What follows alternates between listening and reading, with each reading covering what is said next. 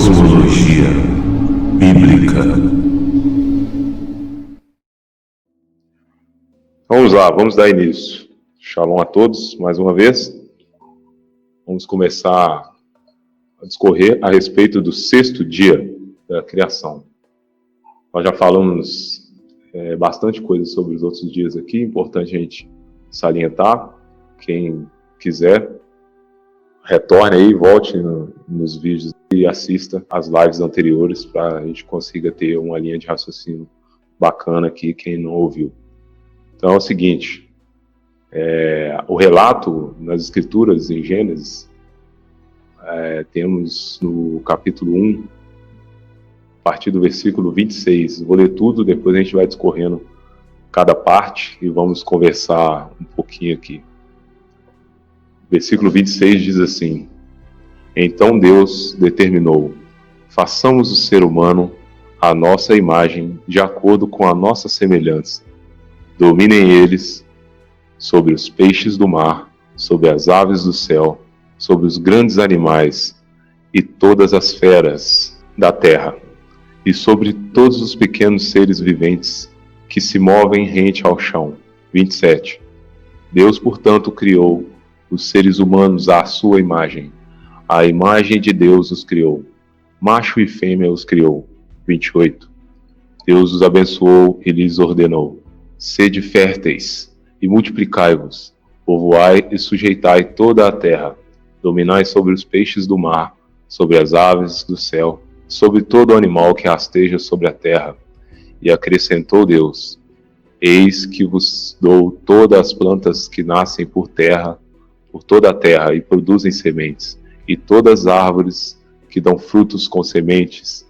Esse será o vosso alimento. Também doou a todos os animais da terra, a todas as aves do céu e todos os répteis da terra, e a todas as criaturas que há fôlego de vida, todos os vegetais existentes, como mantimento e sustento.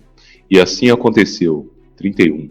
Então Deus contemplou toda a sua criação, e eis que tudo era bom, tudo era muito bom. Houve assim a tarde e a manhã. Esse foi o sexto dia. Ó querido Criador Yahweh, Criador dos céus e da terra, que o Senhor possa iluminar nossas vidas nesse momento, ó Pai, amado e querido, para que nós possamos ter entendimento e conseguir reter tudo aquilo que for estudado aqui nesse momento, e que cada ouvinte nesse momento receba a clareza através do Teu Espírito para que possamos compreender aquilo que vem diretamente do Seu trono. Amém. Então é o seguinte, vamos lá, vamos seguir com os estudos aqui.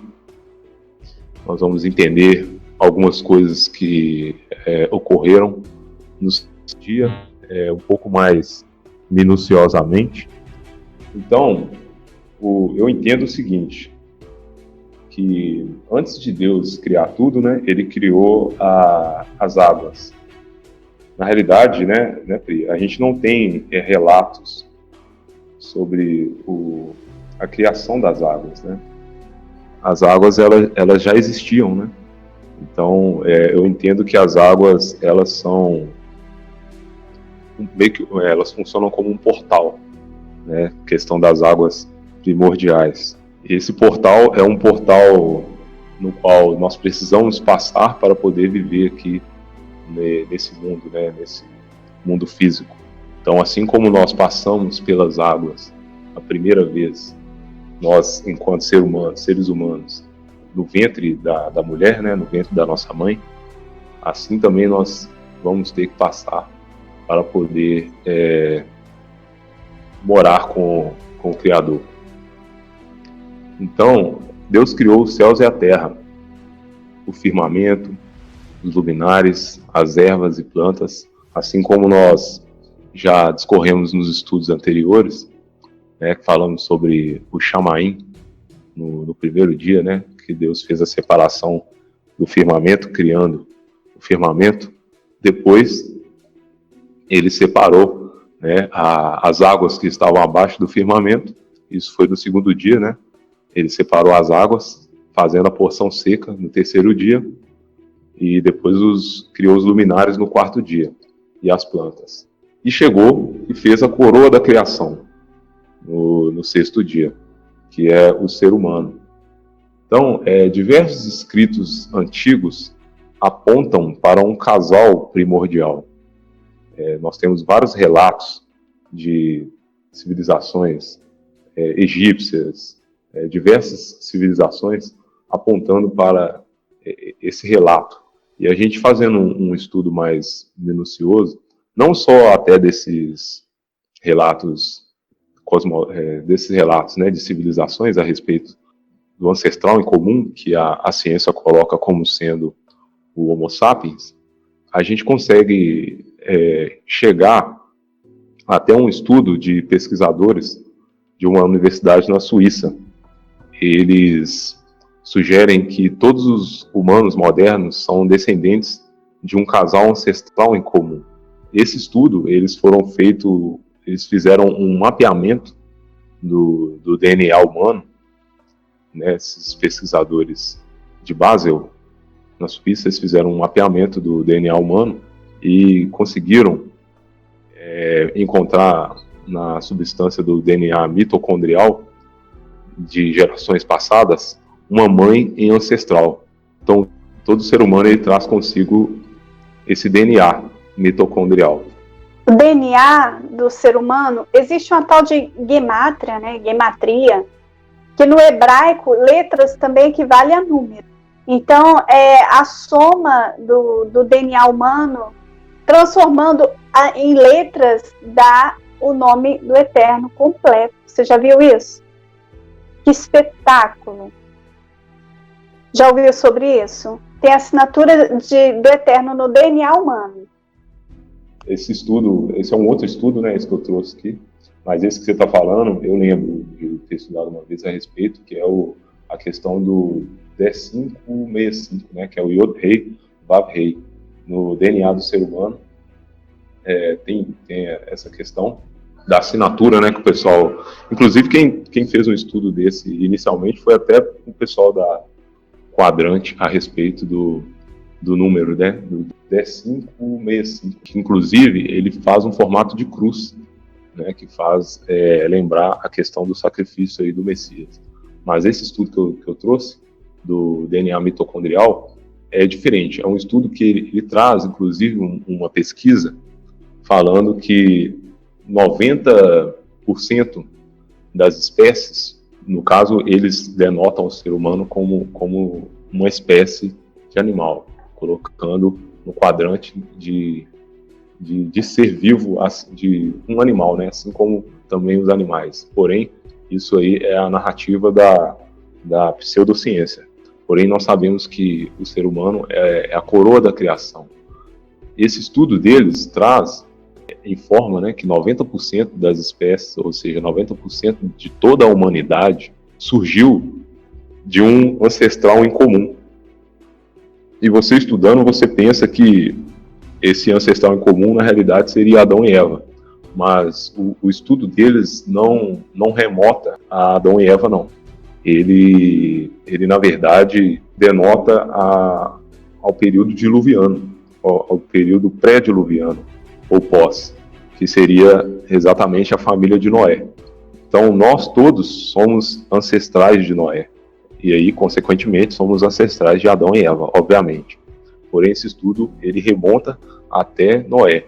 Só que ele aponta apenas não, que já é quase tudo, mas esse estudo aponta 90%, né, desse DNA mitocondrial, dessa formação, tendo esse parelhamento na ancestralidade com esse casal em comum. E nós conseguimos perceber que é interessante que 10% fica faltando. Isso não é a questão de aprimoramento da pesquisa. Eu consigo entender que esses 10% do genoma mitocondrial dá força, né, àquela narrativa da genética de Caim, né, que prosseguiu do período diluviano. Então, se você pega um dos filhos de Caim, um dos filhos de Noé, né, se eu não me engano é Cã, ele trouxe consigo, né, essa genética. E ali, através da sua esposa e seus filhos, eles foram repassando essa genética aí, dessa narrativa dos filhos de Caim, pelo fato de Caim ter sido progenitura da corrupção entre a semente da mulher e a semente da serpente. Então, nós vemos que tem uma relação, inclusive, com isso. Nessa própria pesquisa, não foi denotado a respeito desse assunto, mas você consegue interpretar dessa forma, inclusive traz um entendimento mais forte sobre essa narrativa de que realmente existem pessoas que trazem consigo, inclusive essa questão que já é muito difundida, inclusive acabou se tornando até uma polêmica, a questão do sangue RH positivo e negativo. Então muitas pessoas ficam preocupadas até, né, a questão da ancestralidade com essa questão da semente da serpente, no quesito do sangue RH positivo e negativo. Então, nós entendemos também que, eu não consegui trazer aqui, porque eu não tive muito tempo para poder concluir esse estudo, que também Adão, ele foi feito dos mesmos materiais químicos que nós temos na Terra. Então, que também, né, traz uma alusão à concluidade, né, à utilização da Terra, desse material que Deus usou para poder formar o corpo do ser humano. No caso, o primeiro homem, que é Adão. Inclusive, eu entendo, né, fazendo os estudos, que Adão, ele não tinha esse mesmo corpo que nós temos hoje. Você encontra, inclusive, em diversos estudos, que Adão, na realidade, ele tinha a forma de um anjo. Inclusive, as próprias escrituras trazem narrativas que remotam a esse entendimento, de que Adão, ele media, né? Então ele tinha mais de 9 côvados. Então, nas configurações do tamanho do ser humano hoje, ele seria comparado a um gigante. Então, Adão e Eva, eles tinham um corpo muito maior do que o que nós temos. E como que a gente consegue entender isso de uma forma científica? A questão do ouro monoatômico, né, ele consegue prolongar a questão da sua vida, né, a questão de quanto tempo as suas células vão entrar em processo de ferrugem. É o mesmo processo do nosso corpo, que é o envelhecimento, processo de oxigenação. O ouro monoatômico, né, ele é um metal mais leve e ele consegue postergar esse processo de oxigenação do nosso corpo, do corpo do ser humano.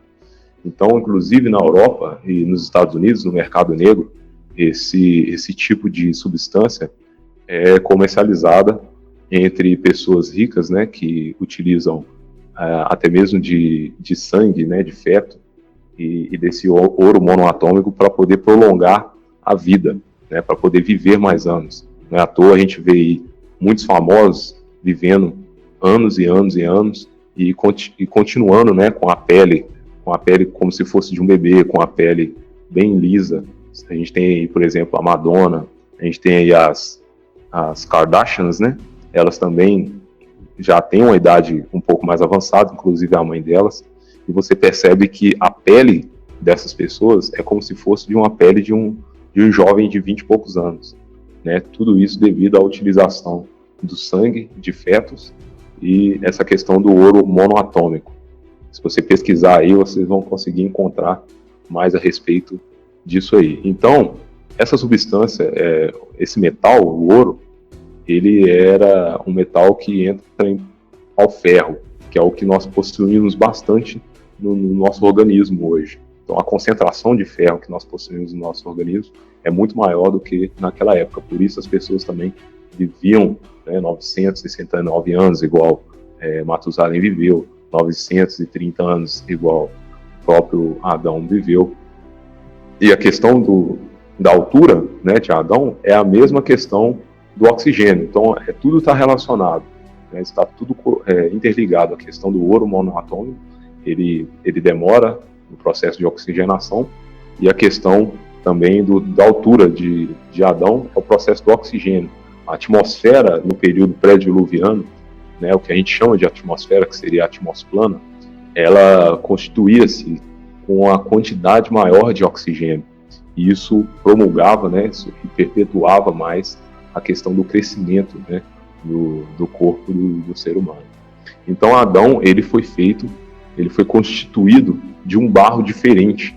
Se você pegar em outras narrativas bíblicas, assim como na narrativa do Apocalipse, que fala sobre os novos céus e nova terra, que lá as ruas são de ouro, você percebe que tem uma ligação, porque as ruas sendo de ouro, o barro que Deus usou para criar Adão, ele possuía esse ouro que a gente entende como sendo ouro de um átomo só, monoatômico. E a questão desse barro ter a concentração maior de ouro é que fazia com que Adão pudesse viver mais, né? O seu próprio corpo era um corpo diferente, não é o corpo que a gente possui hoje. Se a gente for pegar, por exemplo, em Gênesis, seguindo aqui o estudo, em Gênesis 2, no capítulo 7, né, que traz uma outra narrativa, a gente tem que entender, muitas pessoas confundem, vem com aquela questão de Lilith e tal, mas é muito simples você entender a questão do Gênesis ser um livro que traz o entendimento de uma narrativa, né? Então, o livro do Gênesis, ele está narrando eventos que ocorreram. Então, quem escreveu foi Moisés, não foi Adão que escreveu o Gênesis. Então, muitas pessoas acabam confundindo isso e entendem de uma forma diferente e acham que houve duas criações. Deus criou a humanidade e depois Deus criou Adão e Eva. E não foi assim. A mesma criação ela é narrada, né? Você pega o Gênesis 1, ele traz todos os eventos da narrativa da criação, e depois o Gênesis 2, ele vem detalhando mais, né, a questão da criação que já foi narrada no primeiro capítulo. Então, você pega em Gênesis 2, por exemplo, está escrito mais ou menos dessa forma aqui. Vayitzer Yahweh Elohim et Hadam Afar. Min Hadam Hadamah Vayapak Beapag Nishemat Shaim Vayer. Hadam Lenefesh Shayar. O que é isso? Em Gênesis 2, eu li aqui agora o relato exatamente em hebraico, e nós vamos dissecar algumas coisas interessantes aqui. Em Gênesis 2, no capítulo 2, versículo 7, trazendo para o português uma adaptação, a gente entende dessa forma. Então o Senhor modelou o ser humano do pó da terra, feito argila, e soprou em suas narinas o fôlego de vida, e o homem se tornou um ser vivente. Então, essa parte aqui, inclusive, traz uma narrativa melhor, que fala que, então o Senhor modelou o ser humano do pó da terra, feito argila. Eu já expliquei um pouco a respeito dessa composição química da argila, do Éden, do início, quando Deus criou o Adão, ele utilizou dessa argila que é diferente, né, da que a gente possui hoje, que tem muito minério de ferro, que faz o processo de oxigenação mais rápido. Então, a gente pegando essa palavra que está aqui, está escrito duas vezes, né? Então, Deus modelou o ser humano e depois tornou o ser vivente soprando em sua narina. Nesse trecho, traz duas vezes, né, nesse versículo, a palavra Hadam. A primeira fala Hadam e a segunda fala Hadamah.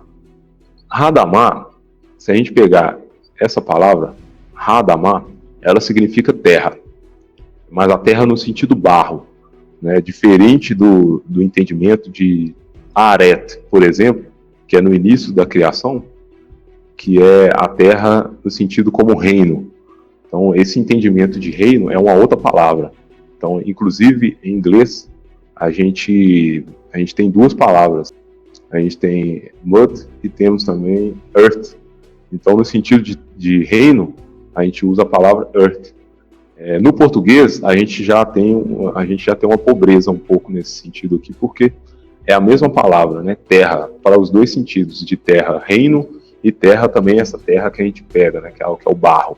A gente usa a mesma palavra do português, que seria aí o barro.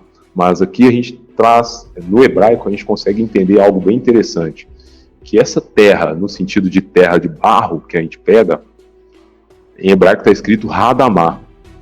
Se você pegar esse final, esse início da palavra no caso, Hadam é a mesma palavra do nome de Adão, que é Hadam, Hadamah. Então, o sufixo, né, Hadam, é o mesmo nome da origem do primeiro homem.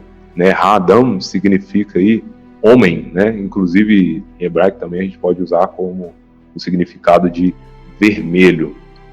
Então, fazendo aí um acrônimo, né, dessa palavra, a gente tem uma separação aí do sufixo e do prefixo, a gente consegue utilizar dessa forma, que a questão do Ha, ele seria aí o artigo que indica o, e Adam é o nome dele, né? Inclusive em inglês a gente chama assim, a gente fala Adam. Então Ha-Adam é o nome de Adão. E essa origem é a questão da origem carnal, né, no sentido de homem no âmbito físico, é um sentido mais carnal. É muito interessante a gente também lembrar, se a gente pegar no hebraico, as letras, todas as letras em hebraico, elas também são usadas para os números. Não existem os números, vamos dizer assim, né, no hebraico, ou não existia para o hebraico. Então, o mesmo número 1, por exemplo, que é a letra Aleph, então a letra Aleph, ela servia para designar a letra, que a gente chama hoje, né, de letra a primeira letra do alfabeto hebraico, e ela também servia para designar o número 1, então o numeral. Então, eles não tinham simbologias diferentes das quais a gente utiliza hoje. Nós pegando aqui o nome de Adão, né, a primeira letra é o 5, que é o artigo que eu falei, né, que pode significar o, ou então pode significar os, que é rei. Depois a gente pega Aleph, que é o número 1. Depois Dalet, que é o 4. E o Mem, que é o 40. Dando alusão, né, da questão dos 144 mil do relato do Apocalipse.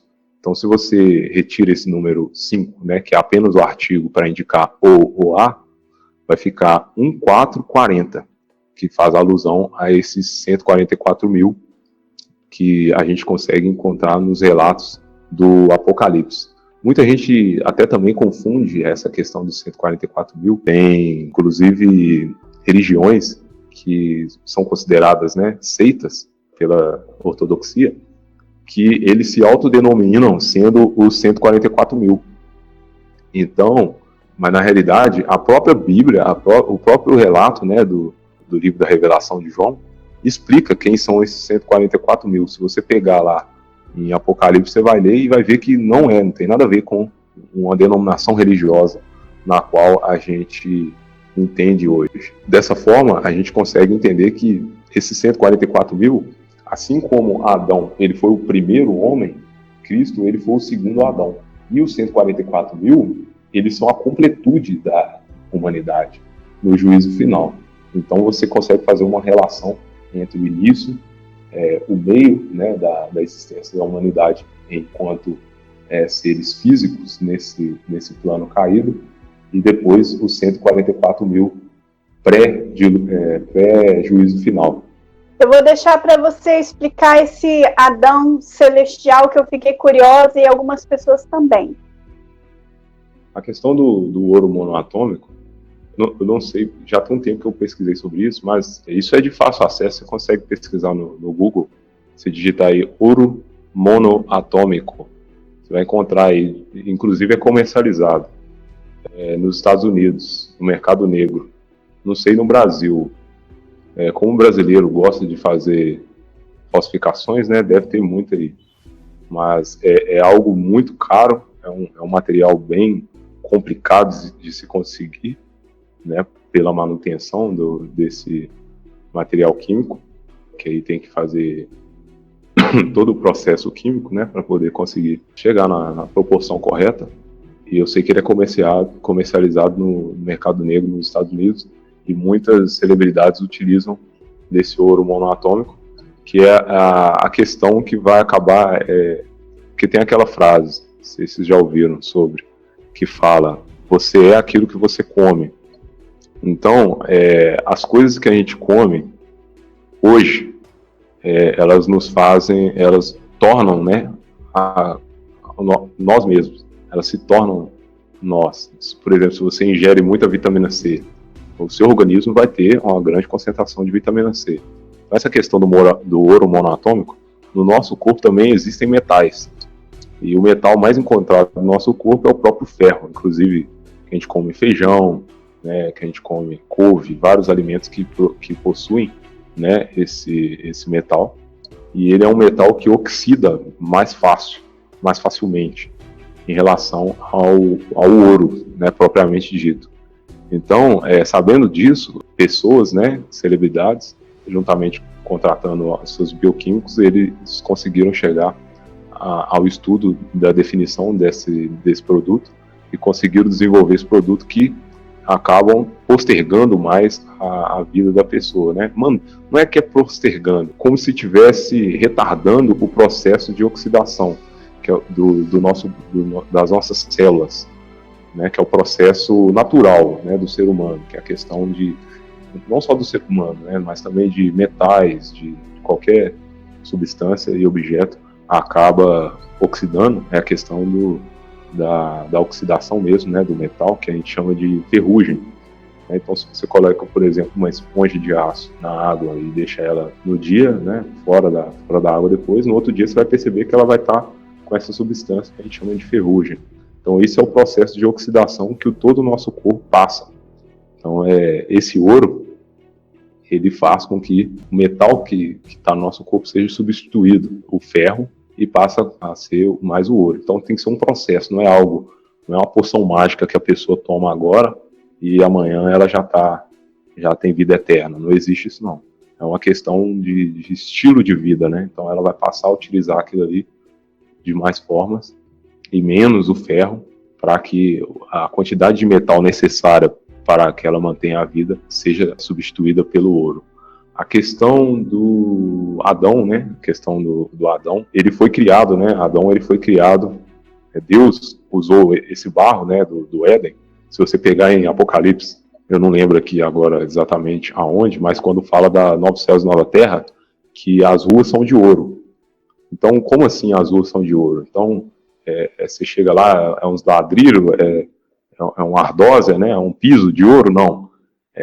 As terras mesmo, né? A própria terra que tem, que a gente chama de terra, né? Que em hebraico é Hadamá, a terra, o chão do Novos Céus e Nova Terra, né? Da Nova Jerusalém, ao invés de ser feito de minério de ferro, inclusive aqui em Minas Gerais tem bastante, né? Inclusive explorado por essas mineradoras, né? Samarco, IHP, Vale e tudo mais. Aqui eles exploram muito a extração do minério de ferro. Na Nova Jerusalém, o minério que tem é o minério de ouro. Então, entendendo com a questão também, a gente precisa entender a questão das águas primordiais, que eram águas termais.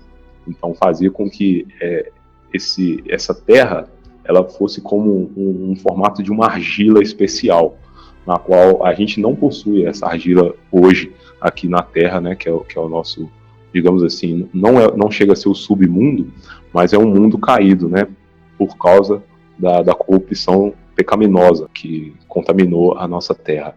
Então, a gente entende o seguinte, que esse ouro, esse minério de ouro que tinha no Éden, Deus utilizou para poder criar o primeiro corpo do ser humano, que é da humanidade. Então, Adão, ele foi criado nesse corpo perfeito, né, por isso que ele vivia mais tempo. E ele viveu, né, no caso, mais tempo.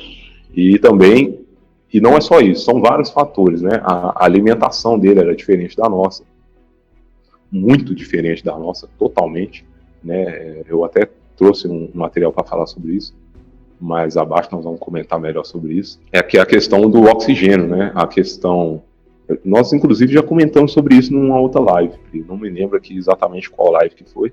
Nós falamos sobre essa questão do período pré-diluviano, que ele tinha mais oxigênio, né? A questão do oxigênio era diferente, né? O oxigênio que nós temos hoje é produzido pelas plantas, pelas algas marinhas, e o oxigênio do período pré-diluviano era o próprio sopro de Deus, né? Então, a quantidade, a concentração de oxigênio que tinha antes do dilúvio era totalmente diferente da de hoje. E se você fazer uma pesquisa no Google aí, você vai conseguir buscar e entender que a quantidade de oxigênio no nosso pulmão, mas a quantidade de oxigênio no nosso organismo, ela também vai influenciar no crescimento. As pessoas que possuem uma doença que chama gigantismo, né? É por causa da questão do oxigênio. Então, uma pessoa que tem essa substância, né, esse elemento químico a mais anormalmente do que as outras pessoas têm, ela acaba desenvolvendo esse tamanho maior, que aí acaba a gente identificando como sendo o gigantismo. Então, essa é a influência aí do hormônio atômico e da questão do oxigênio sobre a questão do corpo de Adão e também de Eva, né, e dos demais, dos filhos deles e tal. E interessante também, Pri, aproveitando que está citando essa questão, as pessoas que tinham contato, né, as civilizações antigas, principalmente os babilônicos, né, que os povos egípcios, sumérios, né, inclusive os povos gregos, e atualmente me parece que também tem pessoas envolvidas com o ocultismo, eles entravam em contato, ou entravam naquela época, e ainda continua ainda, e eles recebem ensinamentos de hostes caídas, né, que é o que a gente chama de demônios. Então, os povos egípcios, eles tiveram contato com esses anjos, né, com as hostes caídas, né, a gente não chama mais de anjos, são denominados como demônios. Então, os povos egípcios, eles tiveram esses contatos e eles aprenderam, através dessas hostes, a construção dos monumentos chamados pirâmide. Se você fizer uma pesquisa no YouTube aí, você também consegue achar a concentração da energia etérea, que é a energia das estrelas, né, da energia do domo celestial, do firmamento. Você fazendo um monumento piramidal, na forma piramidal, você concentra essa energia, ela tem que estar alinhada a uma das estrelas. Isso é conhecimento ocultista. E você faz esse alinhamento numa pirâmide equilátera e ela conserva o material que está posicionado dentro dela. Então, já foram feitos vários estudos, inclusive numa universidade, se eu não me engano, na Colômbia. Eu não me lembro aqui exatamente o país, mas é na América do Sul. Uma universidade fez um estudo a respeito dessa concentração da energia piramidal e tem, inclusive, experimentos práticos que a gente pode fazer até em casa. Você fazendo com madeira, tem que ser uma madeira específica, ou você utilizando também a ardósia. A ardósia também faz uma concentração alta de energia e ela consegue receptar essa energia do domo e canalizar ela para o objeto que está posicionado dentro dessa pirâmide. Então, esse exercício que eles fazem lá, esse experimento, eles fizeram com maçãs, né, e colocaram maçãs fora do objeto piramidal e maçã também dentro do objeto piramidal. E ao passar das semanas, percebeu-se que a maçã que estava dentro do objeto, né, formado desse monumento piramidal, ela conservou-se muito mais do que a maçã que estava fora do monumento. Então, isso a gente consegue entender que isso é um conhecimento repassado pelas hostes malignas que caíram, né, juntamente com o inimigo. Por que eu falo isso? Porque as pirâmides e os zigurates construídos no período dos povos egípcios, eles serviam para conservar, né, o corpo desses reis, né, e dos reis dos faraós. Tem relatos sobre as pirâmides, não as pirâmides construídas por seres humanos, mas as pirâmides construídas pelos gigantes, que eu esqueci o nome dessas pirâmides que temos lá no Egito. Não é possível ter acesso a entrar lá dentro. Até no canal daquela menina, Débora Barbosa, uma vez ela visitou uma dessas pirâmides e ela fez um estudo sobre isso, e ela mostrou, inclusive, algumas questões relacionadas a isso aí. Quando você entra dentro de uma pirâmide, você sente a energia concentrando no seu próprio corpo. Então, essa energia canalizada, né, que ela recebe, ela focaliza a energia do céu, né, das estrelas, ela consegue conservar o seu corpo. E inclusive, alguns povos hindus, né, monges hinduístas, há relatos de alguns deles que já passam dos 100 anos, né, em estado de transe. né, dentro de monumentos parecidos com os zigurates e pirâmides. Então tem relatos até de 400 anos, mas eu até não acredito muito não, porque a própria Bíblia ela vai refutar isso aí, a questão dos 120 anos. Mas como é um ensinamento de hostes malignas, né, de seres caídos, então eu não chego a duvidar tanto assim não. Tem que fazer um estudo mais minucioso para poder conseguir entender exatamente essa questão. Mas dando seguimento aqui ao nosso entendimento do sexto dia, em Mateus 19 está escrito assim: Jesus lhes explicou: não tendes lido que no princípio o Criador os fez homem e mulher? Então, Jesus ele mesmo afirma, né, ele dá essa afirmação de que Deus criou, né, o Criador, ele fez homem e mulher. Então, pessoas aí que afirmam essa questão de Lilith e tal, que Deus criou a humanidade, mas só que Moisés só relatou a partir de Adão, é infundada. Se você pegar todas as escrituras, nós entendemos que não dá para afirmar isso não. Isso aí é mais até um entendimento que vai ter mais fundamento nas questões dos ensinamentos satanistas. Inclusive em Efésios 4, 24, fala assim: a vós revestirdes do novo homem, criado para ser semelhante a Deus em justiça e em santidade, provenientes da verdade. Então eu entendo que a intenção de Deus era criar um ser em perfeição, assim como ele mesmo. Ou seja, é complicado, às vezes as pessoas não conseguem ter entendimento dessa afirmação, mas Deus ele queria criar como se fosse um tipo de um outro Deus, um Deus paralelo, né? um ser, não vou usar essa palavra, um Deus, né? Porque isso não cabe muito no entendimento do ser humano, mas Deus criou, ele queria criar um ser paralelo no qual ele conseguisse ter atribuições especiais diferentes das nossas, mas que ele possuísse vontade própria, né, para relacionar-se com ele próprio. Então Deus ele quis, né, e isso eu chamo que, para mim, isso é o resultado do amor. Né? Deus, o amor dele é tão grande, né, o Criador, o amor dele é tão imenso, tão grande mesmo, né, tão imensurável, que o resultado desse amor foi uma nova vida. Né, que a gente trazendo para os nossos dias, fazendo uma alusão com os nossos dias de hoje, quando você vê um casal que está tendo relações, o ápice do amor resulta na procriação, ou seja, gera uma vida. Então é um paradoxo bem complicado a gente entender profundamente, mas quando você tem uma relação de amor e paixão muito profunda, esse amor ele automaticamente ele gera uma vida, que é assim como foi a questão do amor de Deus, que é imensuravelmente maior do que o amor da humanidade caída. Então Deus ele teve essa vontade, não que ele teve essa vontade, mas o amor dele foi tão grande que gerou uma nova vida, né? E essa vida foi o próprio sopro, né? Que a gente fala em hebraico, que é a Ruach Kadosh, né? Que é o sopro divino, o sopro santo. Ele soprou dentro desse ser que ele criou com as mãos de barro. Mas, porém, né, a gente sabe que ocorreu aí a separação da figura humana, da humanidade, do Criador, no momento da corrupção no Jardim do Éden. Então, ali a serpente, ela teve, digamos assim, inveja da humanidade. Não a serpente, né? A gente fala assim também serpente, mas acaba confundindo as pessoas.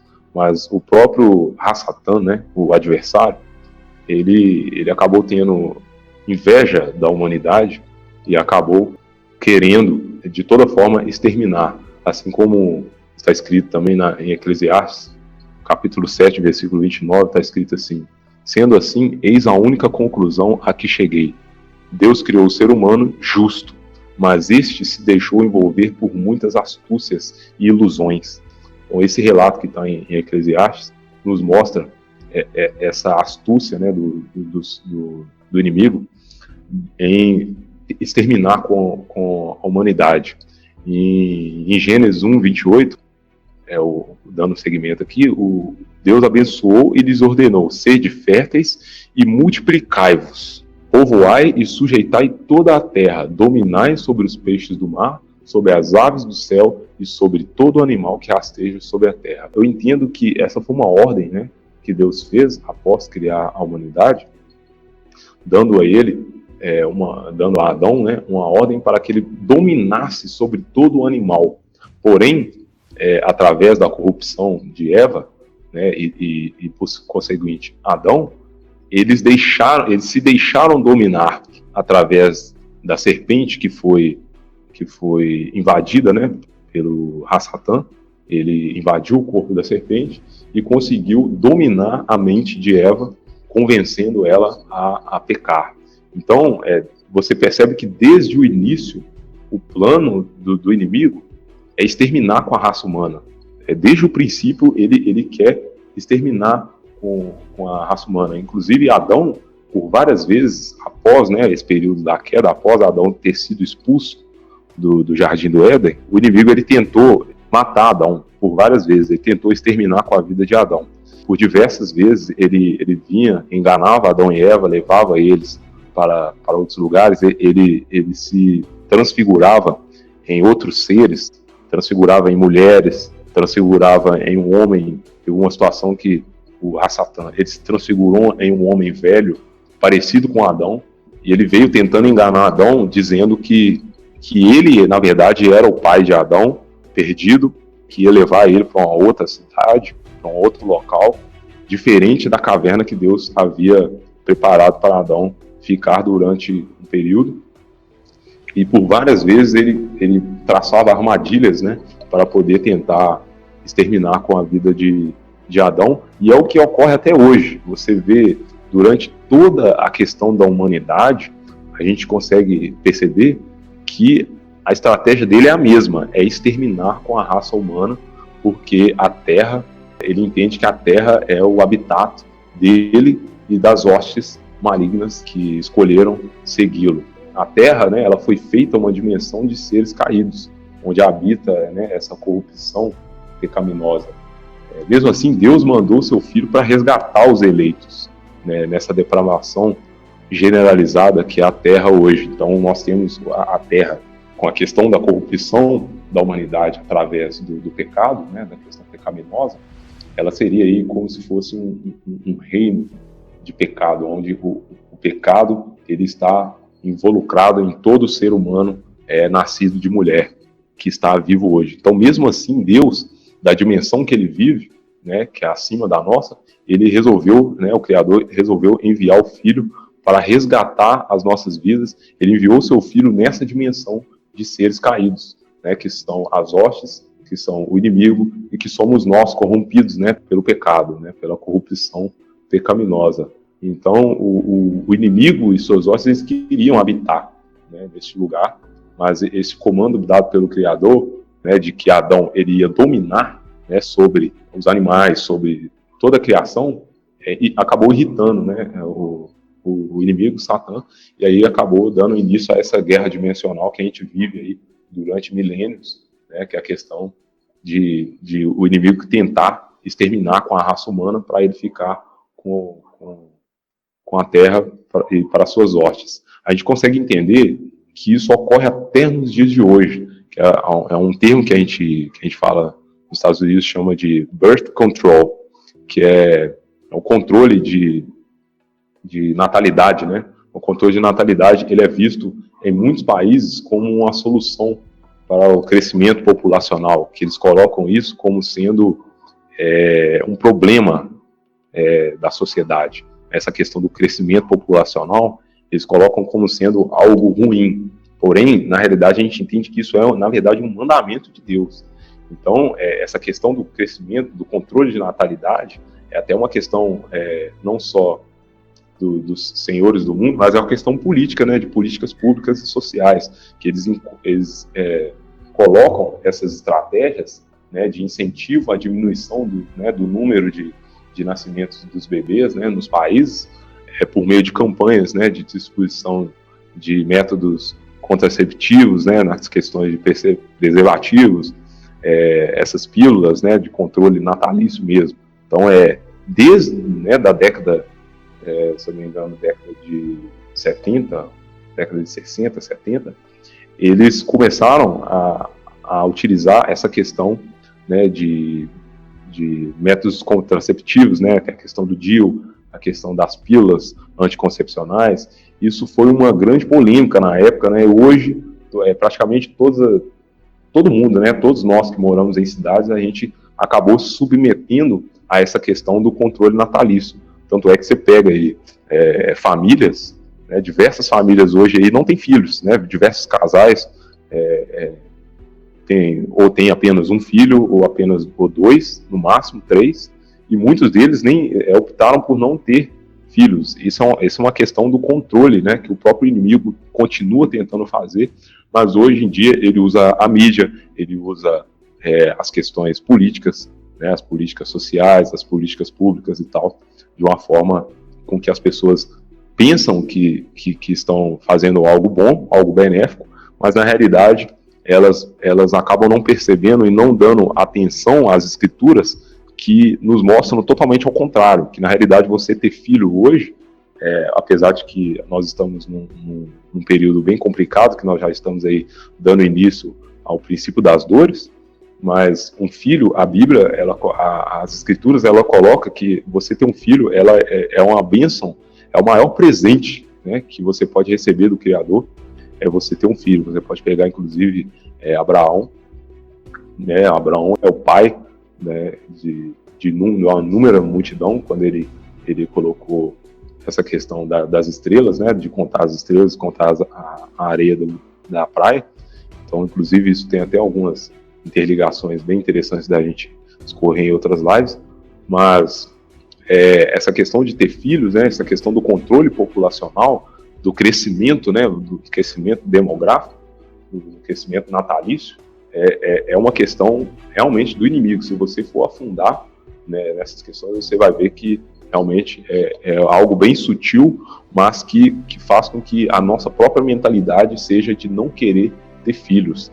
Inclusive tem uma lei, né, que é uma lei de 1996, a Lei 9.263. Ela preconiza, né, na Constituição Federal, que trata sobre o planejamento familiar. Então, se você estudar sobre isso aí, você vai ver que o planejamento familiar é algo na Constituição Federal, né, que a própria Organização Mundial da Saúde, ela regulamenta isso aí em todos os outros países. Então, essa questão que está na Constituição Federal do Brasil, ela é regulamentada por uma Constituição, digamos assim, entre aspas, mundial, né, que é o que a gente já está caminhando, né, para esse governo único, né, a gente já está aí na pontinha do funil, né, os últimos acontecimentos antes, né, de ser estabelecido esse governo único mundial, que vai dar início aí à questão do abominável da desolação. Então, nós conseguimos entender que através dessas políticas sociais, políticas públicas, o próprio governo tenta nos controlar, tenta controlar o crescimento populacional, mas chega a um ponto que eles mesmos não conseguem, né, ter tanto controle assim, que eles acabam estabelecendo essas questões aí de redução da população, igual a gente consegue ver essas questões na Pedras Guias da Geórgia lá, e todo, né, esse sistema que eles maquinam, né, que eles estão malcomunando por trás, para poder execrar, vamos dizer assim, né, reduzir totalmente aí, ou quase totalmente a humanidade. Outra coisa também, outro ponto interessante que a gente consegue conectar aqui é um projeto que está tramitando no governo, no Palácio, na Câmara, né, no caso, que é o exame genético pré-nupcial. Não sei se vocês já ouviram falar sobre isso. É um exame que o casal vai ter que fazer antes de dar entrada nos papéis para poder fazer o casamento. Então, esse exame, ele é uma iniciativa do Ministério da Saúde, e ele vai identificar, através do DNA, eles vão coletar dados, né, das pessoas. Esse projeto, inclusive, já está tramitando. Eles vão coletar dados do DNA da pessoa e vão fazer cruzamentos, né, entre o DNA do noivo e o DNA da noiva, para poder ver se não tem propensão, ou no caso, probabilidades de nascer filhos com doenças genéticas.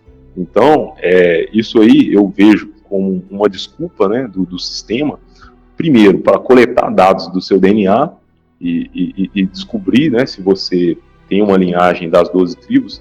Inclusive, eu até acabei esquecendo de comentar, a respeito dos 144 mil, eu acabei seguindo, dando seguimento ao estudo. Posso até comentar, a questão dos 144 mil são pessoas, né, das 12 tribos que passaram pela grande tribulação, né? Então, se você ler em Apocalipse 7, se eu não me engano, vai citar, e Apocalipse 14 também, se eu não me engano, também vai citar. Não lembro aqui exatamente qual versículo, mas no Apocalipse 7 fala que as 12 tribos, né, de Israel, a gente tem que entender o seguinte: essa visão historicista, né, acaba deturpando o nosso conhecimento na questão da visão escatológica. Porque o que é isso? É a questão dos tempos do fim. Então, essa visão historicista é o próprio sistema que acabou implementando ela para que nós acabamos sendo confundidos. Mas a Israel, a qual a Bíblia cita, não é um estado geográfico, né? A Israel não é um país. A Israel é a igreja, somos nós. Então, nós, enquanto templos dos seres humanos, nós, enquanto seres humanos, nós somos templo do Espírito Santo. E as Escrituras apontam para isso. Tanto é que o próprio Cristo falou: derrubem esse templo e eu reconstruirei em 3 dias. Como que ele vai reconstruir um templo de pedra em 3 dias? Então não existe mais o templo. O templo que foi reconstruído, o próprio Cristo, ele fundou o novo templo. Então o novo templo somos nós mesmos, né? É o corpo do ser humano, no qual o Espírito Santo habita. E se você seguir essa linha, essa visão, essa linha de entendimento, você vai conseguir entender a questão: qual o templo que o abominável da desolação vai se assentar, que é o templo nós, né, que nós somos seres humanos. Então ele vai tentar profanar este templo através da questão do transhumanismo. Se você estudar a questão da tecnologia, né, a questão da inteligência artificial, você vai ver que através da inteligência artificial, o anticristo, o antimessias, ele vai ter aí o domínio de toda a população. E quem não se submeter a esse domínio não vai conseguir comer, né? Onde é que a gente vê lá que não vai conseguir comer, não vai conseguir fazer diversas coisas. Aí a pessoa vai ter que recusar mesmo, né, a marca, né, vai ter que recusar a adoração à imagem da besta. E aí ela vai ser perseguida e tal, assim como está escrito lá no relato escatológico que Cristo deu em Mateus 24. Então, é só para pincelar essa questão dos 144 mil. Mas voltando aqui à questão do controle populacional, que é o que ocorre ainda hoje, nós ainda vemos que não só em questões políticas, geopolíticas, sociais, e políticas públicas, mas também na questão da alimentação. Se você for olhar na Europa, por exemplo, tem os chamados soy boy, não sei se vocês já ouviram falar, que são os homens, né? Os homens atualmente na Europa são afeminados.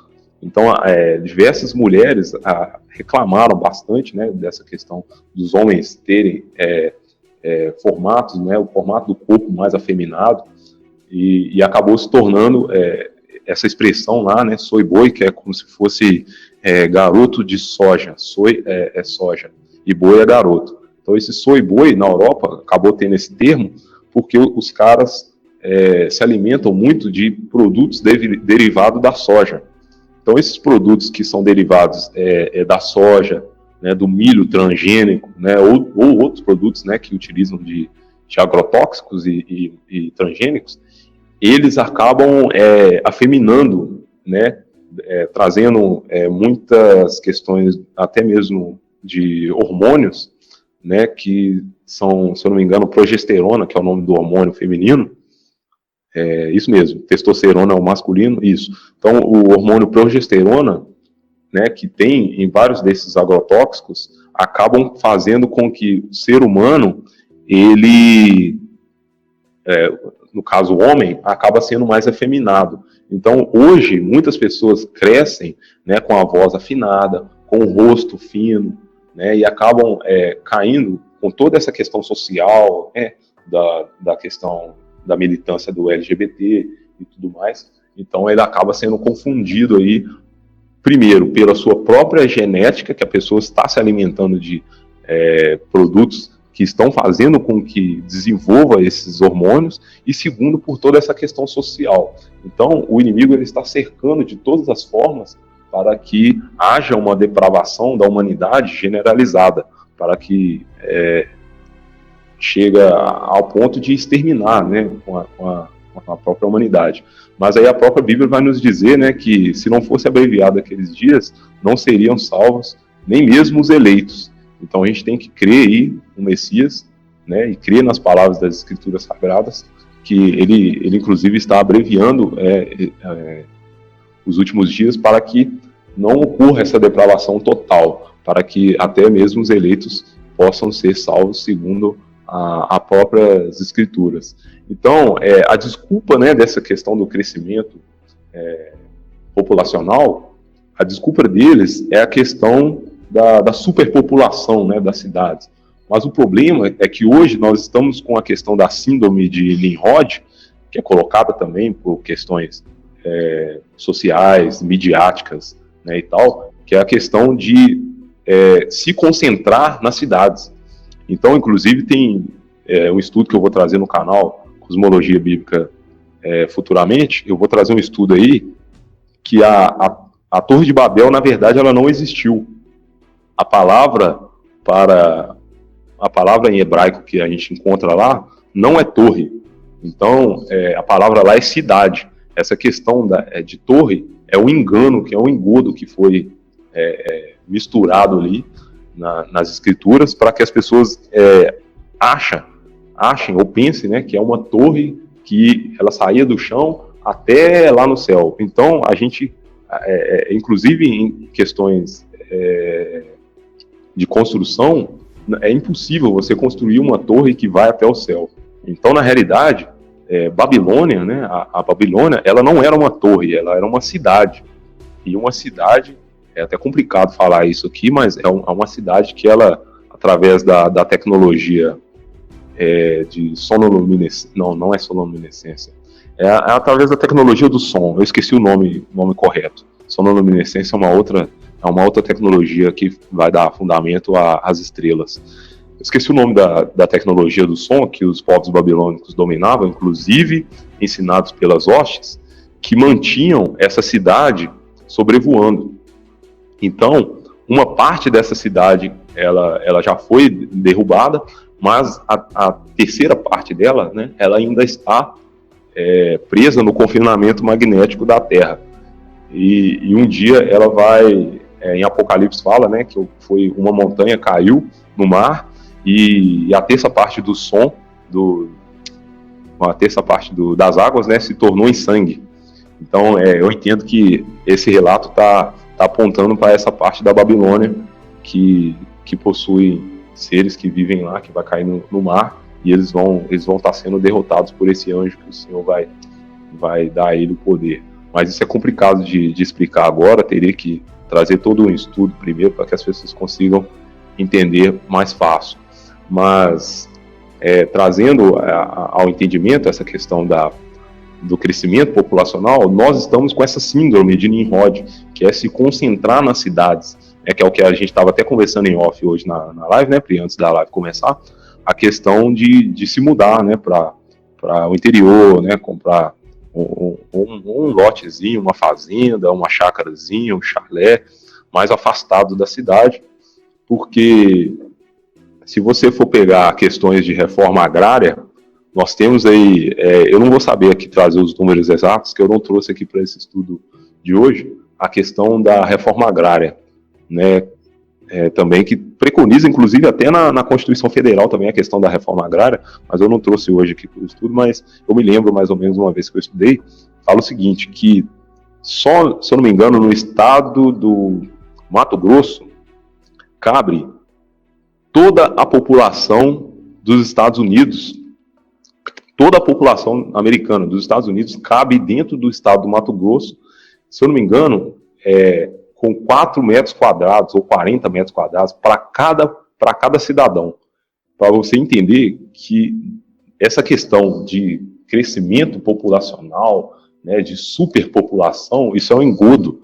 né? A Terra, ela é gigantesca. Se você pega e faz uma viagem de carro aí, que seja de avião ou de helicóptero, ou que seja, você vai ver a quantidade de terra que está inutilizada, né? Se você pode pegar aí, aqui em Minas Gerais mesmo, nós temos diversas terras. Se você fazer uma viagem curta, né, passando aí, cortando 2, 3 cidades, você já vê grandes terras que estão desabitadas, né, que poderiam muito bem fazer-se uma reforma agrária e toda a população do Brasil ter aí 1.000 metros quadrados, né, ou hectares, para poder viver com sua família muito bem. E não só no Brasil, não só em Minas Gerais, mas assim também em todo o mundo, na África, né, todos os continentes nós temos terras aí para habitar a população tranquilamente. E